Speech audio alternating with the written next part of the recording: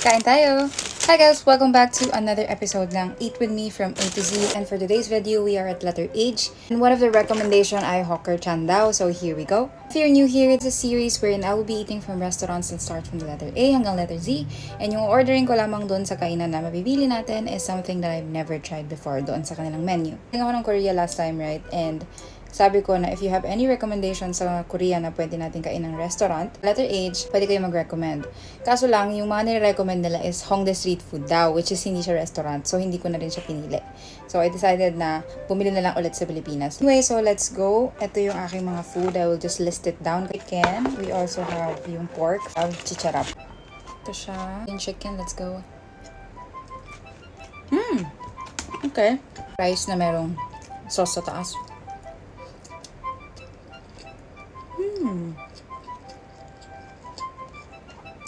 Masarap siya.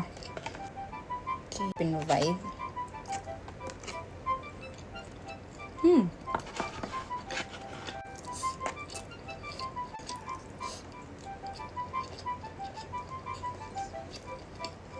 Ang chicharap din kasi kanina pa ako natatakam.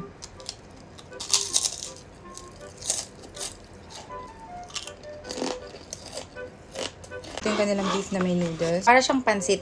Hindi siya parang noodles na may sabaw.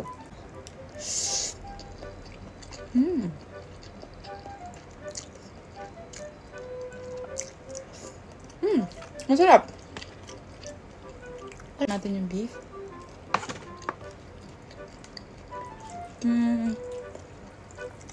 Medyo chewy siya.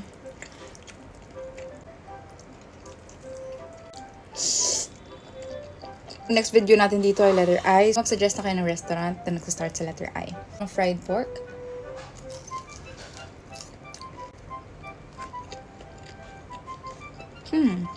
Masarap siya with rice.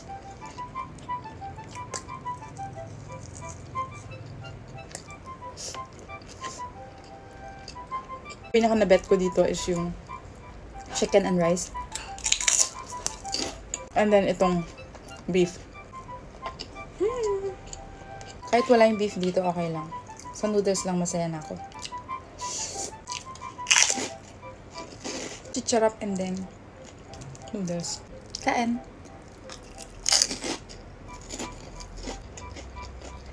Interesting.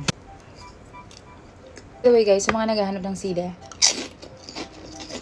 uwi ko sa bahay. Wala na kaming sili. Nagamit na siya. Tapos meron pa kaming isang natitira, isang pirasong sili sa ref. Kaso tuyo na. Kung hinahanap nyo siya, hinahanap ko rin siya. Hinahanap ko yung sili. Pag nagkaroon ulit kami ng stock ng sili, sasama na ulit natin sa pagkain.